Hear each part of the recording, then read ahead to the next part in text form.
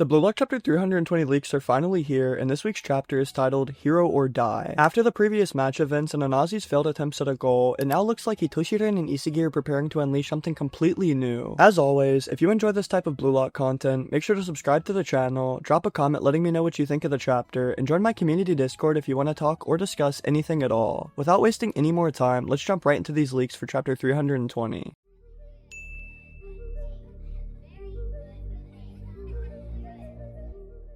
Tonight's chapter starts with some intro text before jumping into a quick flashback showing Isagi, Bachira, ITOSHI RIN, Aiku, and Reo all discussing new strategies for the second half. Isagi takes charge and tells the group that if their methods of scoring aren't satisfying enough, then they'll just have to evolve their playstyle mid-match. He suggests they increase their counter pressure and look for openings through smarter build-up and rapid pass exchanges through the center field. Specifically, he says this to Bachira, meguru, and ITOSHI RIN. Also, this first page includes a little announcement that both Blue Lock Season 3 and the live-action movie are in production, which is super hyped to hear as always. Other than a live action, I could not care less about that. We then get a beautiful double spread showing ITOSHI RIN passing the ball forward to Isagi Yoichi. You can see Bachira, Karasu, Chigure, and Hiyori all reacting while the Nigerian defenders look visibly terrified. ITOSHI RIN spins his body to shield Kuso behind him, holding him off with pure strength before immediately passing back to Isagi to keep the play alive. Two defenders rush in on Isagi while Chigure takes off down the flank like he's about to open up the next highlight reel. After all, he still needs to spin back against Reo for using his technique first in the U20 World Cup. That copy was just purely disrespectful. Anyways, we then flash back again, this time to ITOSHI RIN's solo meditation training. He's sitting perfectly still as his sensei tries to teach him the importance of emptiness and clarity, telling him to make his mind like water. It's a perfect reflection of ITOSHI RIN's entire theme and manifestation, balancing the chaos and stillness of the ocean and water itself. His teacher's words echo as Rin tries to focus, repeating empty over and over in his head while keeping himself grounded in the moment. Of course, this does not last long, because ITOSHI RIN's imagination betrays him almost immediately. Many chibi versions of Isagi and Sai suddenly pop up inside his mental image, both of them poking their heads out in the metaphorical water cup to rage bait the poor kid. I don't know if any of you guys have seen Gen V, it's related to the boys, but Rin is reminding me a lot of Sam here. He immediately gets frustrated just by seeing them, breaking his focus, and his sensei immediately smacks him to bring him back to reality.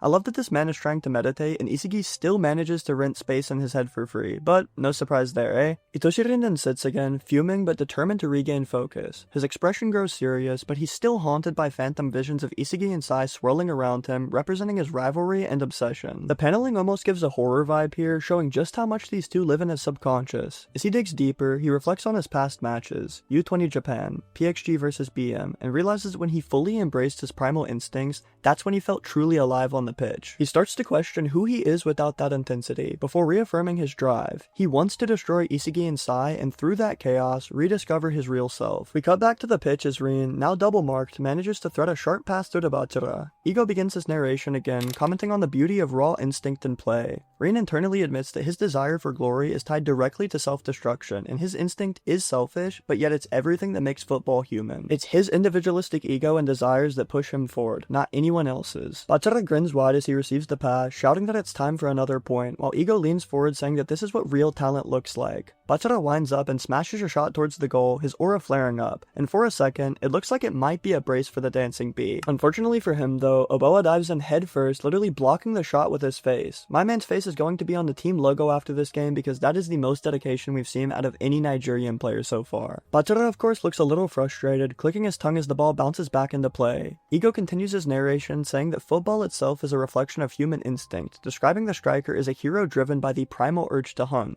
The ball falls to Hiyori, who looks completely caught off guard, but still swings through for a shot. It's immediately blocked again, this time by Nigeria's goalkeeper, who finally makes a big save after being quiet for most of this match, and I mean, come on Hiyori, did we not learn anything from the Ubers match? You are not a striker. Just put the femboys in the bag, bro. And let me clarify, I mean my bag. Anyways, the ball ricochets high into the air and drifts towards Chigure, who times a perfect one-touch cross while sprinting at full speed with a defender beside him. Before the cross can connect, Anazi throws himself into it, taking the hit directly to his cheek. At this point, half of the Blue Lock cast is gonna have permanent ball imprints on their face because everybody's just taking that shit to the cheek. Pause. The loose ball flies back upward as all of the Nigerian players players shout to recover it, and ITOSHI RIN looks up sharply, locking onto it with that same cold focus. Still surrounded by defenders, RIN times it perfectly and sends a quick one-touch pass left to Isagi, who instantly redirects it to bachira. You can tell these three are moving completely in sync now, forming a clean triangle play through pure instinct and chemistry to break up through the midfield. Now bachira grins the second he receives the ball, and we know he's clearly contemplating going rogue and shooting again for the one time. Now the next few panels here go crazy though, as ITOSHI RIN charges up the field with that distinct destroyer aura radiating out from his back, but what's strange is that his flow eyes aren't active, nor are they black. It's almost like he's calmly assessing the situation and who and how he wants to destroy. I don't know.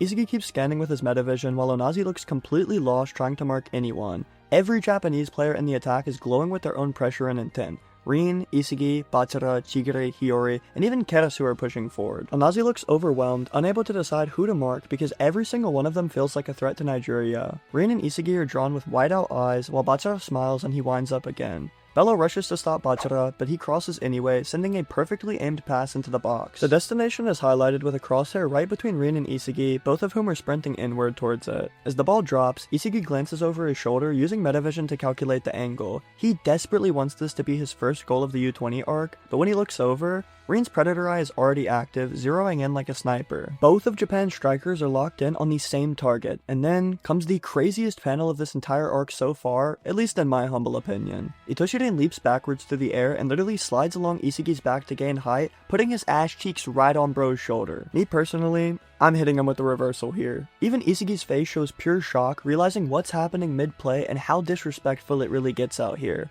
Rin twists mid-air, his dark aura flaring around him as his eyes sharpen and he locks onto the ball. Time slows for a moment, before Rin swings through with full power, ripping a perfectly placed shot into the bottom left corner of the goal. The ball hits with such force that it bounces back up off the ground and rips into the top net, and once again, it's another highlight goal for Japan consisting of pure ego and destruction. So let me get this straight. We got Reo copying Shigure's 44 Panther snipe before he can even use it on the field. And then, with Shido and Baru both riding the bench and Kunagami doing nothing, ITOSHI RIN decides to put a power shot in. Oh my god, the disrespect on the same team is crazy this game. Of course though, Blue Lock Japan takes a commanding 3-0 lead now with ITOSHI RIN's incredible strike. The crowd erupts while Rin lands, sticking his tongue out to taunt Isagi. Now our man Yoichi here forces a smile, but his veins are bulging very clearly, furious that he didn't get that goal himself. The chapter ends with Rin's words and Ego's narration connecting again as they both define the strive for glory is the essence of what makes someone a true striker. To be a hero and go for the goal, or die trying. Moving off today's chapter, Blue Lock chapter 321 will arrive on October 14th officially with the title Relentless. I assume this will focus on Nigeria's perspective, seeing Blue Lock Japan as these almost demonic threats while they're still getting slammed by 3 straight super goals. Even after halftime, with Nigeria trying to regroup in the locker room, Japan's constant offensive pressure has not let up, so a real comeback here seems nearly impossible. Maybe Onazi can manage 1 or 2 goals to bring some hype, but at this point, Japan's aces are running the show. As always, drop your thoughts and theories down below, especially about ITOSHI RIN's insane booty blast trick shot goal, because